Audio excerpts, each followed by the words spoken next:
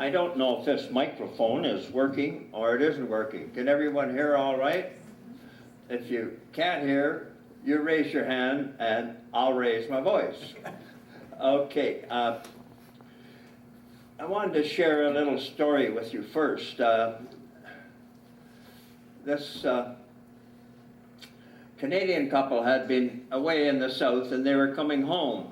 And they were in the airport in Phoenix, Arizona.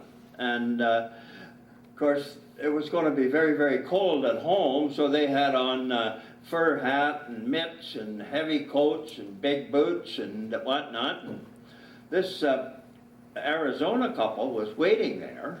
They were waiting to pick up a relative who flew in. So they got chatting, and the wife said to the husband, "They got to be foreigners. I wonder what country they're from." And the husband said, "Well, I wouldn't know. Why don't you go over and ask them?" So over she went, and she said, "Where are you from?" And the husband said, "Saskatoon, Saskatchewan." And she went back to the husband, and the husband said, "Where are they from?" She said, "I don't know. They don't speak English."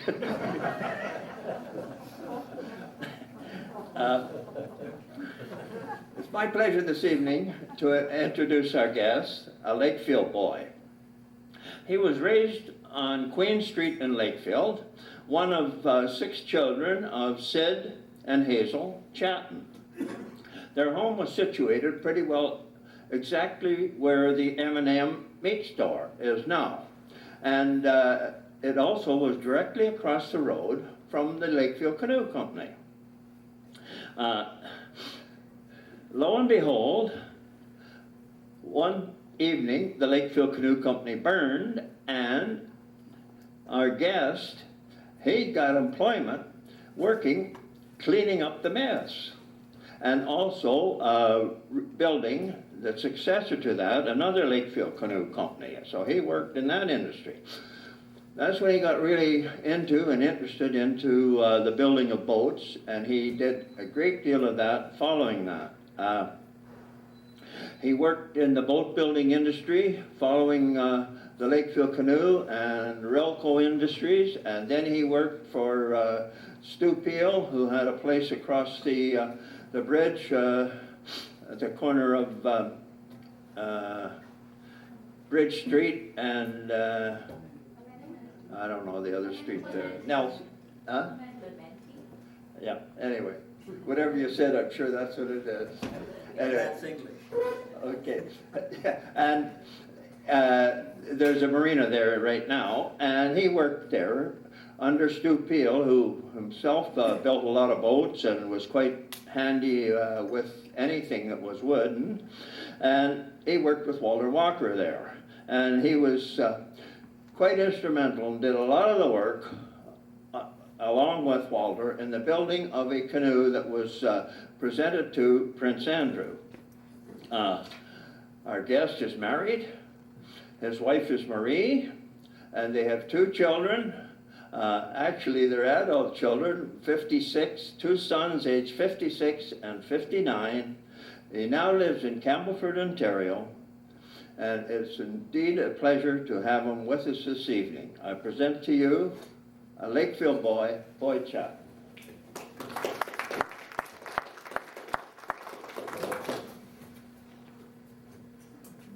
Well, it's a pleasure to come back to Lakefield after a long time away.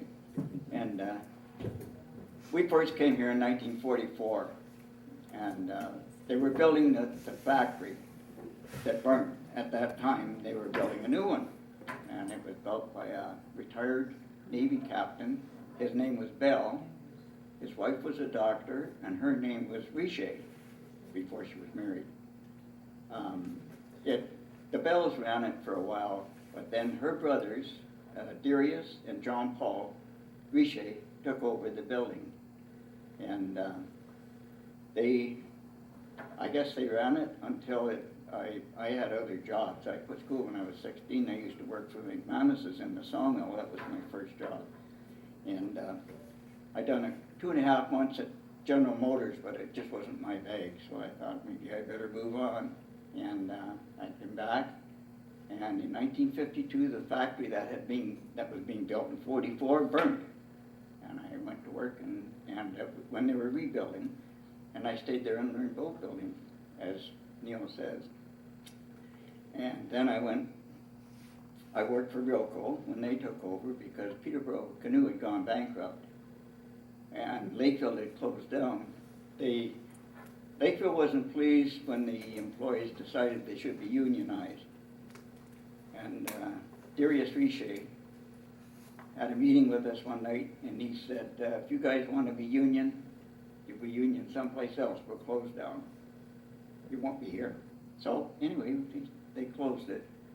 And Jack Richardson, the owner of Peterborough Canoe, and 3 other gentlemen decided to form a company and build boats.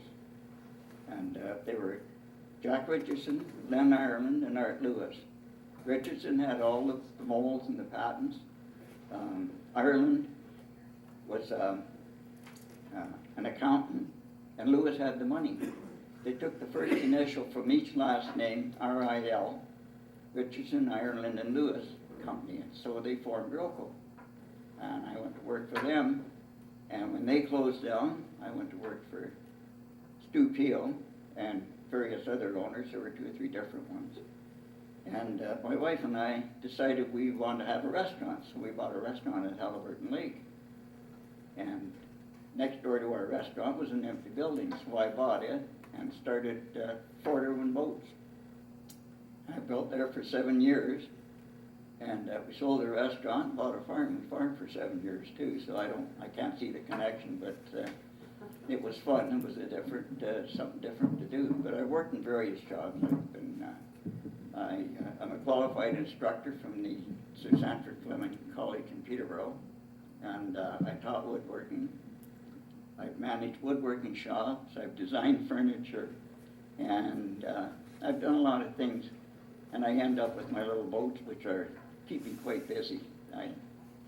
It keeps me off the street and out of the pool hall, let's put it that way. And they started off as a favor for a friend of mine. He wanted me to build him a boat, or a coffee table that looked like a boat. I said, no, I won't do it. And he said, why not? I said, it'll look like a piece of crap, and I don't build crap. I said, I'll build a coffee table with a boat in it. That was the start of the cedar strip. And once everybody saw it, then they all seemed to think they had to have one. So I had the mold already, so that was about 5 years ago, and I've been building them ever since. Just carry on. I obviously like building models. William M. was the alligator from Algonquin, and they used him in the logging industry to move log booms. It didn't tow them because it didn't have any power. It only had a 12 horsepower motor in it, but it was a steam engine and geared. They would run out about a mile of cable, hook it onto a log boom, drag the logs down the lake, move the boat onto another location. The same process over and over and over again. If they came to a point of land or a big island or something, instead of going around, the alligator would pull itself overland with the same method it used for towing the logs. And that's when I saw it. I thought maybe I love building models, and I thought maybe I better build one. That one has a working steam engine in it. It's totally self-propelled, and that's the story on that one. And I did help Walter Walker build the canoe for Prince Andrew. But when I was in high school, before I turned 60, I was in the Army Cadets, and when Queen Elizabeth came to Canada the first time after she was married, I was in the honor guard for her visit to Canada when she landed in Trenton.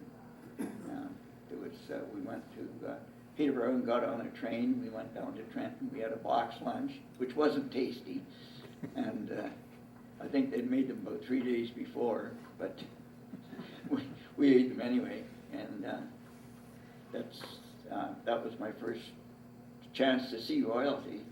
And then when Prince Andrew received his canoe at the old church beside Hendren's funeral home, my wife was in Halliburton running the restaurant. I was working for Peel Marine, and I didn't have any dress clothes to. So I was in the background. I was at the ceremony, but I never got to meet Prince Andrew until 2007, I guess it was. I got an invitation from the museum in Peterborough to be present when Prince Andrew was donating his canoe to the museum. He's the patron of the Royal Canoes. His mother has one. It was a different type of building. It was discontinued because it wasn't successful. There was too much work involved. And Prince Andrew has one, and there is another one in there anyway that was presented to them. They're all different types. Walter Walker built the first cedar rib canoe for the Queen, and I don't know the name of the guy that built the other one, but it's a cedar strip, but it's a new method of building with the fiberglass on the outside and the edge nail. But Prince Andrew's is a traditional cedar strip canoe, and I was fortunate enough to get to meet him, which was very, very pleased. And his children have banged up his canoe to the point where he had to have it restored, and it was done in Buckhorn. There's a gentleman in Buckhorn, his name escapes me, but he restored it for Prince Andrew. Not very many people know that. Dick Parsons. Parsons. Dick Parsons. That's okay, that's fine. But if there's anything anyone would like to know about the building of canoes or whatever, I'd be only too willing to answer questions or you know. Yes? Can you tell us about the name that you have registered for your canoes that's on the little ones? Fort Irwin originally was a supply depot for the logging industry. And it's that they have their own post office and everything. There's only, right now, there's a marina, grocery store, the restaurant we used to have, and another building, and that was it. And when we bought our restaurant, we couldn't sell anything pertaining to the marina, but they couldn't sell anything pertaining to the restaurant. The same as the grocery store. And there was an empty, vacant building next to our restaurant, and I bought it for building boats. And about a week after I bought it, there was two gentlemen come into the restaurant and asked my wife if she'd be interested in selling soft ice cream. And she said, no, we have ice cream, and everyone seems to be quite satisfied with it. And he said, well, we'll just buy the building next door and start up there. She said, fine, you'll have to buy it from my husband. He just bought it a week ago. So that kind of squashed the soft ice cream. But when we left, I sold the business. I didn't actually sell the business. I sold the building and the equipment and kept the name. And that's how come it's Fort Irwin Grill, or Fort Irwin Boats, but it's registered in Campbellford.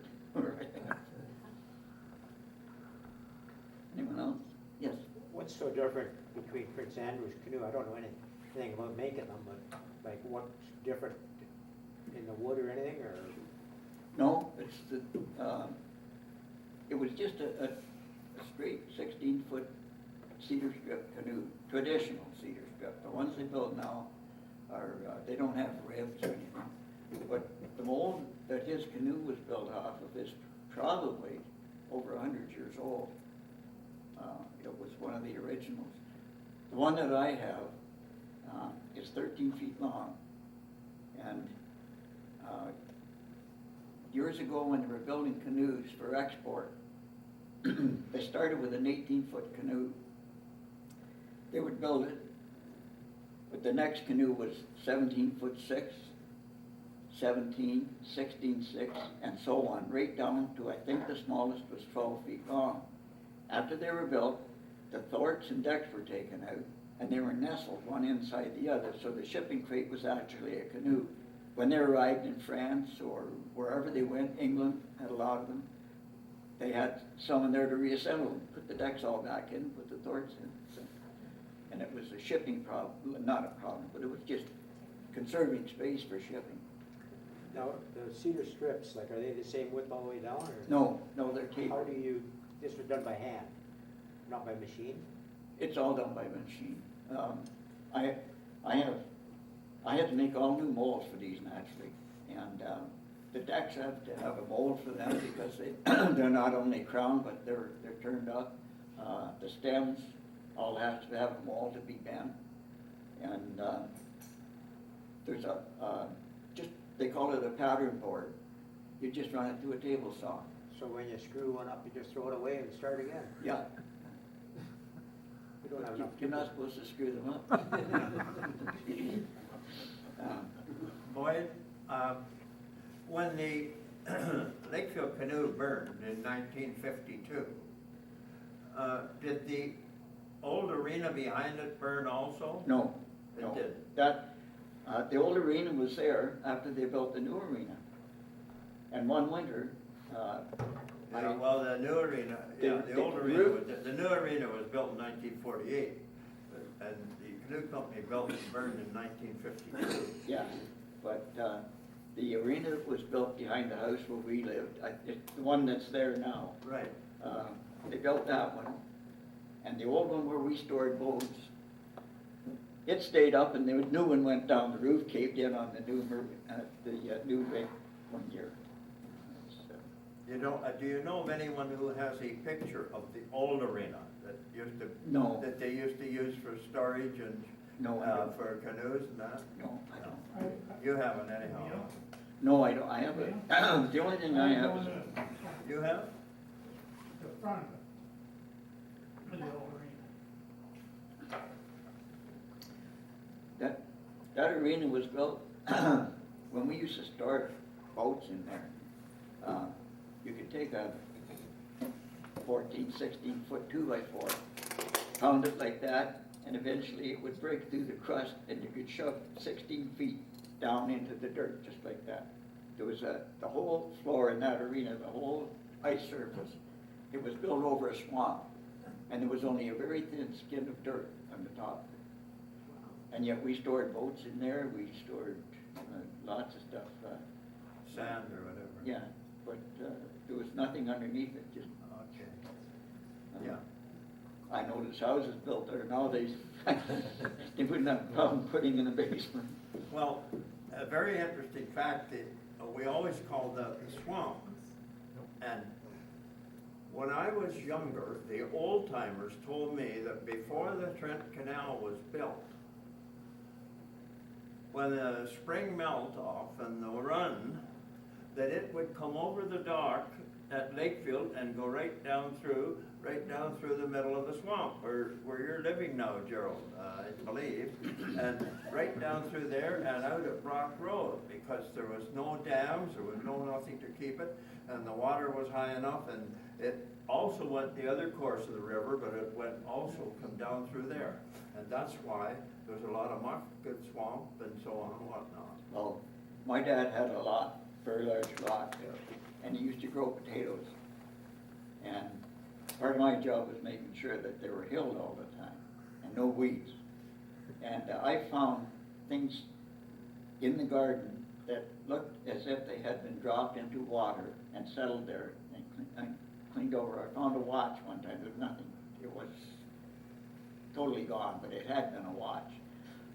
I found Chinese coins that were all together, and it looked as if they might have been in a leather pouch or something, and that they were all grouped together as if they'd been in a purse. There was 5 of them. I found out since that one of the coins was discontinued from their coinage 200 years ago. So whatever it was I still have it. It's probably worth a nickel now. It's probably worth a dime then. They're all brass. But we heard that the river used to run over the back of Dad's property at one time. But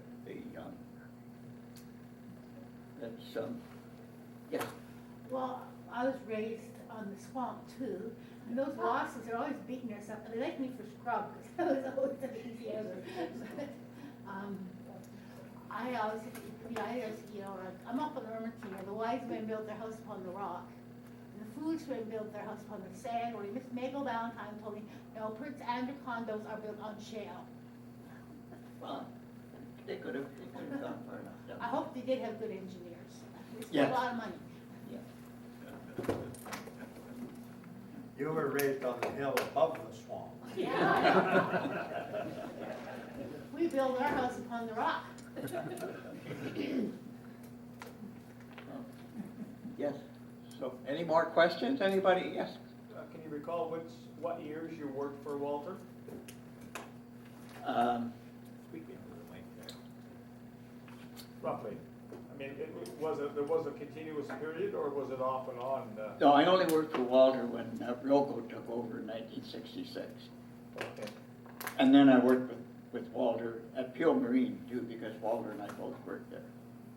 I bought a molded plywood hull that I believe came from Mahone Bay, Nova Scotia, That's right, that had been finished here, yeah. referred to as a Richardson Aquacraft. And I bought it used a year old, somewhere in the early 60s, in that vintage, in 64, 65, 66, from Peel Marine, I believe. Yes, That's Peel did awesome. build a Yeah. few. Yeah. Lakefield built them, but all the molded plywood hulls, both from Lakefield and Peterborough, came from Mahone Bay. Yeah, it was a little runabout, 14-foot runabout, Yeah. yeah, Yeah, flat front. but I have catalogs. If anyone wants to have a look at anything in that briefcase, they're quite welcome. I'll open it up and we can have a look at it. But I have boats in about 3 different antique boat clubs now. And I was building a canoe at Lang one summer, my son and I, and a lady said that she had a Lakefield Seminole. She wanted it refinished, but she was worried about them taking the decal off the deck. So I told her to give me her address and have her boat refinished, and I would send her a decal, a new one to put on it. I had a few, I think I have 3 left now. But when they were bought, when they were printed, they made a mistake on the printing. It had Lakefield boats, and then underneath, it was supposed to have Lakefield, Ontario, and they left the E off a lake, so it was Lakefield. And it was too late to get new ones, so they used them. And there was hundreds of boatsmen out of Lakefield with a misspelled decal on it. And well, a lot of guys want them. I want them too, so I'm just hanging on to them for a while. They'll end up in the museum, I'm sure. There was someone after canoe building, sort of went out, who was building canoes, I believe, on River Road, north of here. Simmons, Okay. I have one of his canoes. My dad wanted a new canoe, so we bought a canoe from Ed Simmons. I guess maybe he didn't trust my skills, but I still have it. Did he work for one of the companies? He worked for Peterborough, Okay. and when Peterborough moved to Lakefield, all their builders came with them. The only builder that they hired from Lakefield was Charlie McDermott. I'm sure people remember Charlie. And when they contacted him to go to work, he immediately got a hold of me. I lived out the Mine Road, and we lived near Hall's Glen. The first house we bought was out there. And I went back to work. I'd been unemployed naturally when the factory closed down. And I went back to work for $1 an hour, which wasn't too bad then. But you No, could I fill the started- trunk of the car for $10 with groceries. So. Yeah. I started in '62 at $1.95.5 an hour. My father owned 3 Peterborough Fishermen, which was an excellent boat, Mhm. that he bought used from Trentonia Marina and Cottages down in Hastings. And Well, When I started, I had put in my apprenticeship as a helper with Charlie McDermott. And Dee Riche came to me one Friday night and he said, when you come into work Monday, we'll have a mold for you and a helper. And he said, if you can't build a boat, wood to wood that doesn't leak, we don't want you. So I stayed there for quite a few years, so I guess he must have been pleased. Yes, that was an apprenticeship, Yeah. right there. Well, that was the termination of my apprenticeship. I was a builder then, I was classed as a builder. And when Roco took over, a lot of you folks know Bob Hampton. Bob was my helper. And we built, I'm thinking about 1,100 10.5-foot sailing dinghy hulls. Bob and I could build a 10.5-foot sailing dinghy hull in 4.5 hours. Okay, he was a good helper, very good helper. I go around to these antique boat shows now, and it's rewarding to see these old boats that people have restored, and they just seem to, I don't know, they're worth a lot more money now than they were when they were built. I took my dog to have it groomed about a month ago, and I looked up the street and there's a boat sitting on a trailer in the front yard, so I went up and had a look at it. And it was one that I built in 1956. So I asked the guy what he wanted for it, and he said, well, take $7 for it. And he wanted $7,000, it was worth $700 new. So the price goes up on them. Mhm. Well, as you know, because of labor costs these days, they do cost a fair amount to build. Yeah. There is a company, or was a company up in Powassan, number 11 Highway north or south of North Bay. Wasson boats. Yeah, Powassan Road, yeah. I mean, There's another one up there called Giesler. Oh, Giesler yes, Brothers. yeah, I've seen that advertised, yeah. I spent 2 years at Dollarville, First Nations, teaching natives to build canoes, but they'd already tried that at Burley Falls and it didn't work, and it didn't work at Dollarville. It's a sad thing, but they got $140,000 a year for the canoe project. The idea was I would teach 2 people. Yeah. I would teach 2 people to build canoes. They in turn would teach 2 more, and it was supposed to turn into a viable business. But when they built a canoe and sold it, if they got $2,500 for the canoe, that was deducted from the government grant. So they figured, well, why should we build a boat? We don't make any money. The government's going to give us $140,000 anyway, so why should we build boats and sell them? And it died. But that's a whole other story. Yes. How many years was your apprenticeship? It was supposed to be 2 years. I think I did it about a year and a half. Because to be a master potter, it's 5 years, and a master weaver, it's 15.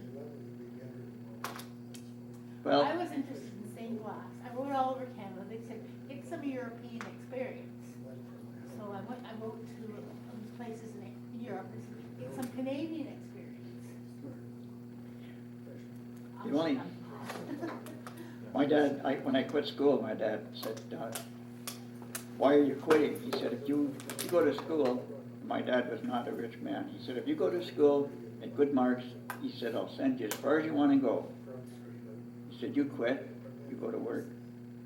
And one of the reasons I took such an interest in the boat was to prove to my dad that I could be a master at something, even if it was boat building, and it was boat building.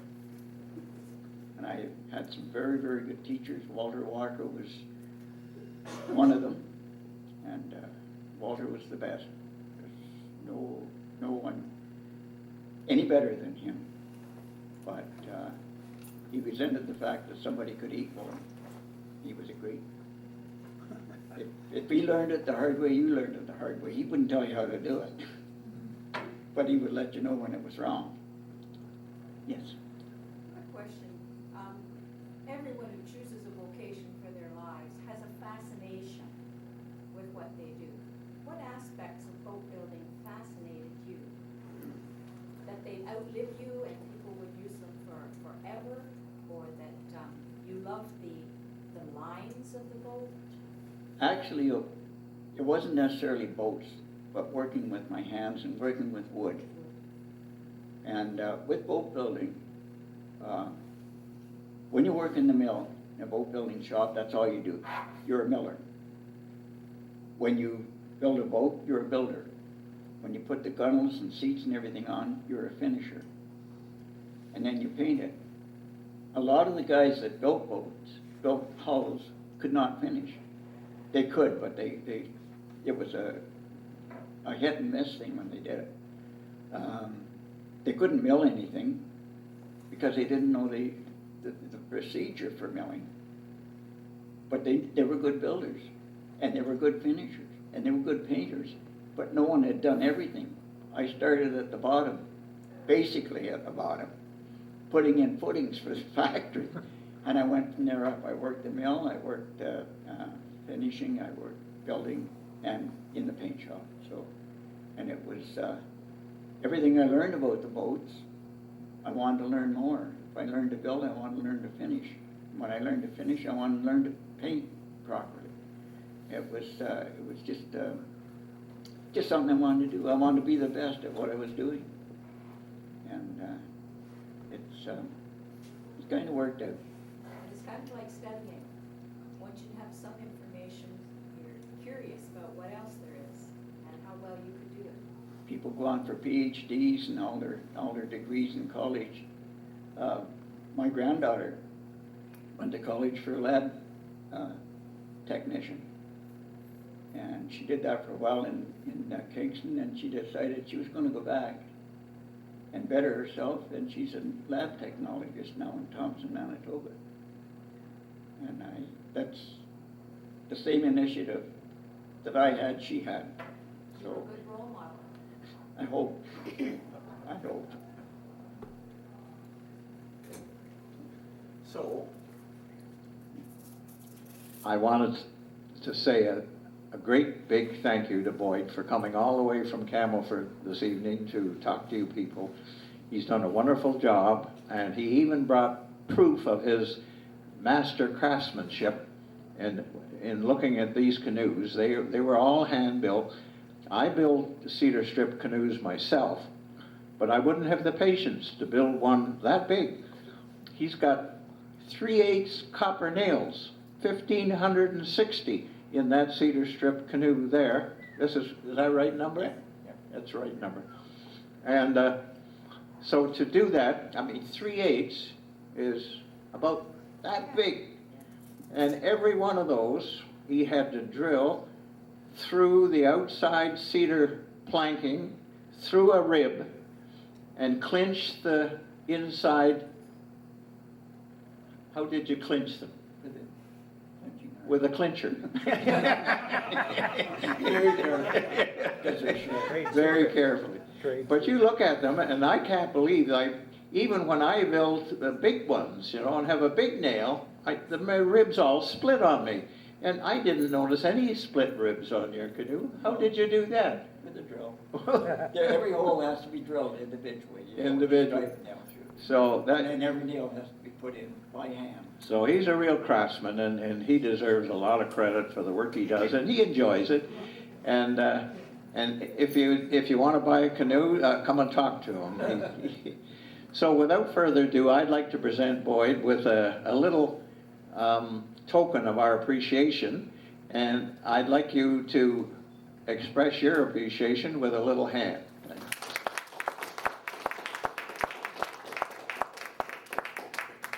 And we have here a history book, and he's probably familiar with this book. It's called Nelson Falls to Lakefield. You've probably heard of it. And I put a little plaque on the inside which says, "This book was awarded to Boyd Chatten in recognition of his contribution to the November 27th, 2014 meeting of Lakefield Historical Society." So you can put that in your library, and it'll last forever. Well, thank you very much. Right. Congratulations. If anyone wants to see anything about the boats that I have in that, like I say, in that folder, just, Yeah. we'll go through it. Okay, Boyd's available to talk to anyone or everyone after the meeting, which is fast coming to a close.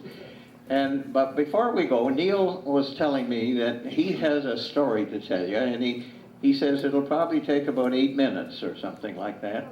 And so if you're comfortable, he's got a story to tell you about some Lakefield people. If you got a minute to sit, just another few minutes, would you like to do that? Sure would, yeah, Okay. sure would. We'd like to hear them.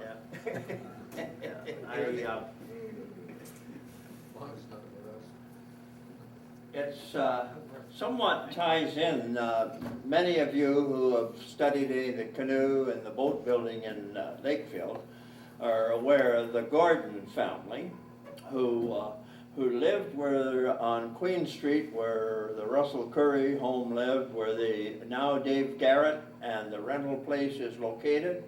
The Gordon family lived there. And later, that same Mr. Gordon built a lot of houses. There's a lot of houses in Lakefield that are really still standing, that are marvelous dwellings that he built.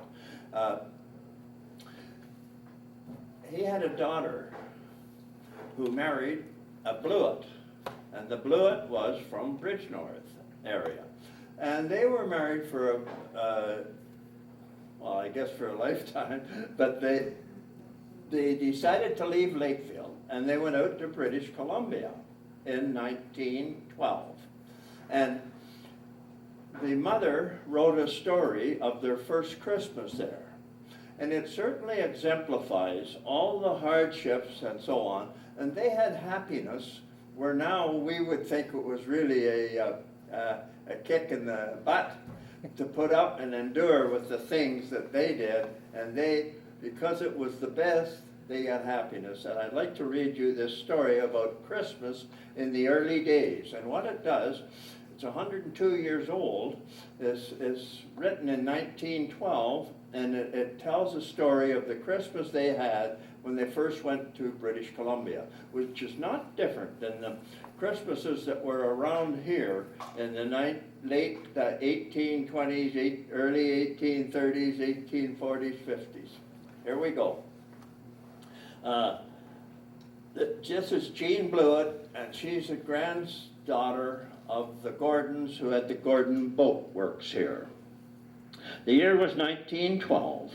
I, Jean Blewett, was 7 years old, the second eldest of 4 children to Jack Blewett and Mary Gordon Blewett. My parents had come west from Lakefield, Ontario, by way of Manitoba to settle in the small town of Summerland, British Columbia in 1907. In that era, we were one of many families who lived in a tent house. Ours was approximately 14 feet by 28 feet, about the size of your living room maybe, and consisted of a wooden frame, sides, and a double canvas roof. The main room consisted of a living room, dining room, and kitchen, all in one. Father had added a small lean-to kitchen to one side of the tent. Our bunk beds were attached to the wooden sides of the tent in the main room, whereas our parents' tiny bedroom was curtained off at the back of the tent. We had no indoor plumbing, no electricity or running water. The huge kitchen range had the appetite of a whale, and we children were always lugging wood from the huge stack outside and on the grounds to the wood box beside the stove. But when the cold north winds blew through the giant fir and the ponderous pines in the area where we lived and surrounding our small abode, we were eternally thankful for the wood heat radiating from its huge sides. Christmas Eve found our family snug and warm around the large kitchen range, singing Christmas carols and listening to records played on the gramophone. That'd be a real modern invention then. Because we lacked the space to put up a Christmas tree, my parents came up with the idea of using an umbrella in place of a tree. So we decorated a large inverted black umbrella, to which Father had tied a rope to its large wooden handle. The rope, in turn, was thread through a pulley system attached to the wooden support beam that ran the length of the tent house. And the end of the rope was securely tied, to a hook on the wall. That way, the open umbrella could be lowered and raised when the occasion presented itself. Underside of this umbrella, we had pinned on holly and cedar springs, while on the edge, colorful paper Christmas crackers were attached, and indeed, it looked quite festive when completed. Most of the presents were small and light. Those were put into the opened umbrella and were quite safe out of sight while the children were playing. Any bulkier gift was put on a small table nearby. Mother knitted our yearly socks and scarves. Father did some wood carvings and made a lot of wooden boats for gift giving. Couldn't get away from those Gordon boats. I learned to do basic crocheting and would sometimes embroider around the edges of a handkerchief. She was 7 years old. My older brother Gordon would sometimes find a job shoveling snow after school and would save the very few nickels that he made aside for this special occasion. After settling into our home-made bunks that night, Mother read us the story of baby Jesus. She then tucked us in with cozy patchwork quilts that she had made for us. Our own stockings were hung from the backs of kitchen chairs with elastics and garters. As the light from the old coal oil lamp faded, so did our sleepy little eyes, and I dreamed of St. Nicholas and his sleigh full of toys. Christmas morning, we were up early to claim our stockings. Each was filled with an orange, a few cookies, and some candies. Our parents lay in bed listening to our excited whisperings. Finally, Father got dressed, stoked the fire, and eventually a hearty breakfast of cracked wheat porridge was served to us. Nice little Christmas breakfast. About 10 a.m., Father lowered the decorated umbrella and distributed the gifts. First, we all got to pull the Christmas crackers that had decorated the umbrella. My younger brother, Jack, 2 years old, and Ralph, 3 years old, had a great time tearing the brown paper wrapping off their gifts, only to discover some wonderful wooden toys Father had made for them. Gordon and I took our time unwrapping our gifts. We wanted to savor the moment. Gordon received a leather wallet, and I an apron. Can you imagine a 7-year-old child getting an apron now? She'd be extremely insulted.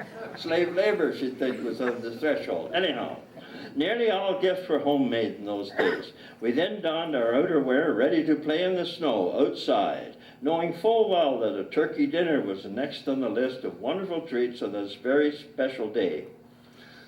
Aren't we lucky people? Aren't we fortunate people? But this was joyous. This was an extremely happy occasion. I hope we all have a nice Christmas, because this is our last meeting. We don't have another one until next year.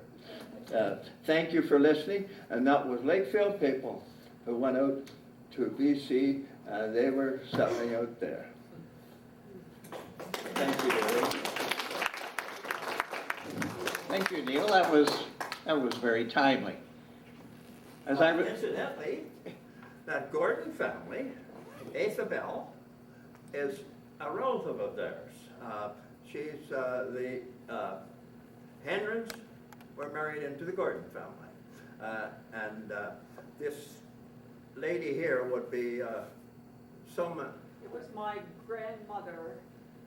My grandmother Hendron's mother was Maggie Gordon, Okay, which would have been a brother of Thomas Gordon would have been her brother. okay. So if you'd like a copy of this, you're welcome to it, if it means anything to you, Isabel. Okay, thank you, Larry. Right, you are. As I was listening to Boyd, I heard him say something to the effect that he lived and worked and built boats at Fort Irwin. And it sounded like this was way back in the bush. But I lived in Halliburton twice in recent years, and I can tell you that Fort Irwin still has, I think, just one restaurant and one marina and a very tiny downtown as such. But you've never seen so many cottages in your life as exist around Halliburton Lake. I'll bet you there are 3,000. at least.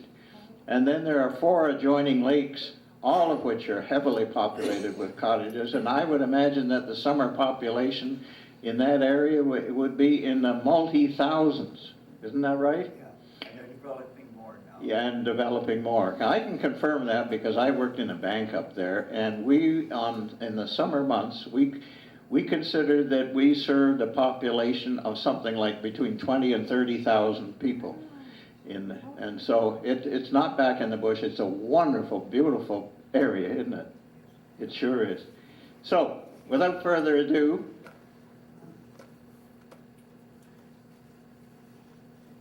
I should mention to you that our next meeting, as Neil said, is next year, March the 26th, 2015.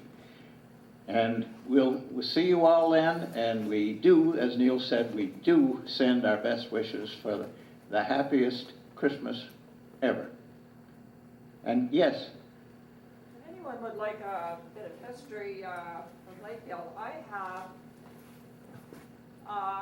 Richardson, a 15-foot Richardson canvas-covered canoe. It's brand new, it's never been in the water.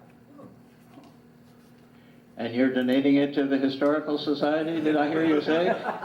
If anyone's interested in purchasing a bit of history. Boyd would like to say something about it. He knows something about this. That canoe you have, my nighttime job, overtime job, was lacing the seats that are in that canoe, and every canoe that was manufactured at Roco Industries, I laced the seats for after watching TV at night and putting the lacing in those seats. That's interesting. That's an interesting story. You must have so much history there. I remember you missed the meeting about the drownings. You could have really added something to that story, couldn't you?